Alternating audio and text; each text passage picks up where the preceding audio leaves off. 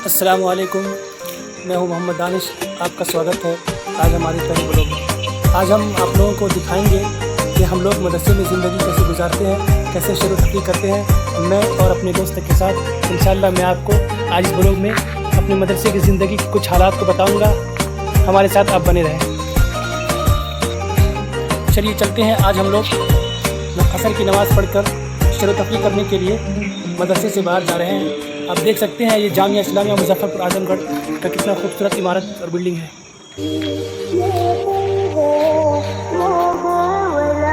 चलिए चलिए।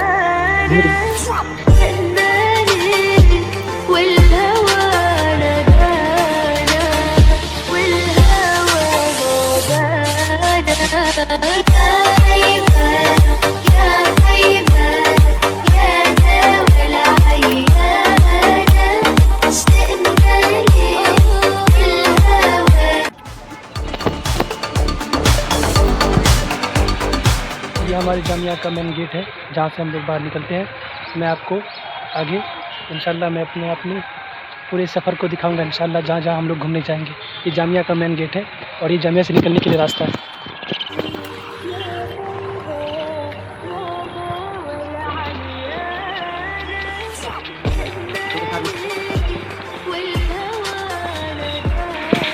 दोस्तों हम लोग अब घूमने के लिए निकल गए मदरसे से बाहर।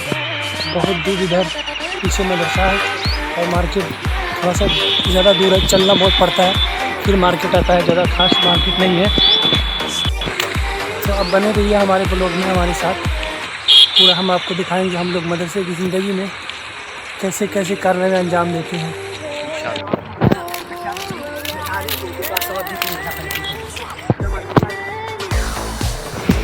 दोस्तों अब हम मार्केट के करीब पहुंचने वाले हैं।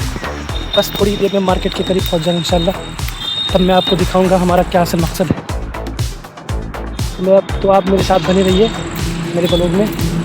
ये मेरा फर्स्ट ब्लॉग है। मुझे पूरा सपोर्ट करें, पूरा प्यार दें और हमारे वीडियो को पूरा देखें। तो अब हम आ गए अपने मार्केट की ओर। मार्केट की तरफ आ गए हम और हमारे सामने हाईवे है जिसको हम पार करके घूमने के लिए जाएंगे। मैं आपको दिखाऊंगा, आप भी मेरे साथ बने रहिए। अब हम दोनों हाईवे पर आ गए हैं। आप देख सकते हैं ये हाईवे है।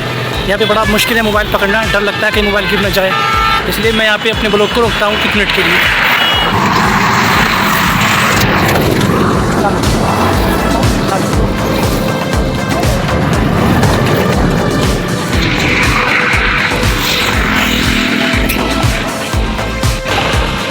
तो हम लोग जा रहे हैं घूमने के लिए।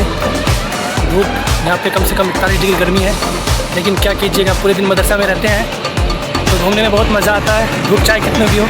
तो इसलिए हम लोग इस धूप में भी घूमने जा रहे हैं और मैं आपको दिखा रहा हूँ कि हम लोग किस लिए घूमने जा रहे हैं, क्या लेने जा रहे हैं। या हम आखिरकार दोस्तों हम लोग लगभग 1.5 किलोमीटर का सफ़र कर घूमने के लिए बहुत दूर आए हैं।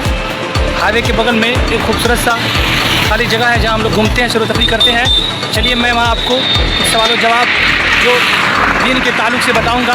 जो हमारे दोस्त हैं आपको बताएंगे, मैं सवाल करूंगा और जो नहीं बता पाएंगे उसका जवाब आप लोगों को देना है कमेंट बॉक्स में इंशाल्लाह आप ज़रूर। मैं इनको अभी तक कुछ नहीं बताया हूं कि क्या सवाल पूछूंगा, लेकिन मैं पहला सवाल इनसे पूछ रहा हूं, देखते हैं इनको कितना इल्म है। तो मेरा आपसे पहला सवाल है कि इस दुनिया में सबसे पहले कौन से नबी पैदा हुए, या इस दुनिया में सबसे पहले किस नबी का वजूद हुआ?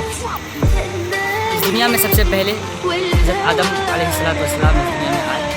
चलिए माशाल्लाह बहुत अच्छा सवाल। दूसरा सवाल ये है कि इब्राहीम अलैहिस्सलातु वस्सलाम के वालिद का क्या नाम था? हज़रत इब्राहीम अलैहिस्सलातु वस्सलाम के वालिद का नाम आज़र। बहुत अच्छा माशाल्लाह। और तीसरा सवाल ये है कि हुजूर सल्लल्लाहु अलैहि वसल्लम की पहली बीवी का क्या नाम था? हुजूर सल्लल्लाहु अलैहि वसल्लम के पहले बीवी का नाम खदीजा रज़ियल्लाहु अन्हा था। और दुनिया के सबसे आखिरी नबी कौन है? और दुनिया के सबसे आखिरी नबी हज़रत मोहम्मद सल्लल्लाहु अलैहि वसल्लम है। इसके बाद ईसा अलैहिस्सलाम आएंगे, लेकिन उनको पहले उठा लिया गया है। वो आएंगे फिर क़यामत से पहले, लेकिन सबसे आखिरी नबी हज़रत मोहम्मद सल्लल्लाहु अलैहि वसल्लम ही। चौथा सवाल पाँचवा सवाल आपसे ये है कि इब्राहीम अलैहिस्सलाम के कितने औलाद थे? इब्राहीम अलैहिस्सलाम के एक औलाद। नहीं, गलत। इब्राहीम अलैहिस्सलाम के कितने औलाद थे? अगर आप में से कोई کامنٹ میں بتا دیں کتنے اولاد تھے تو انشاءاللہ میں ان کو انعام دوں گا، اور انعام دوں گا 20 روپیہ. آپ اسے چھوٹا رقم نہ سمجھیں. جس نے بھی پہلے کامنٹ میں ابراہیم علیہ السلام کے کتنے اولاد کے بتا دیا تو میں اسے انشاءاللہ 20 روپے کا انعام دوں گا.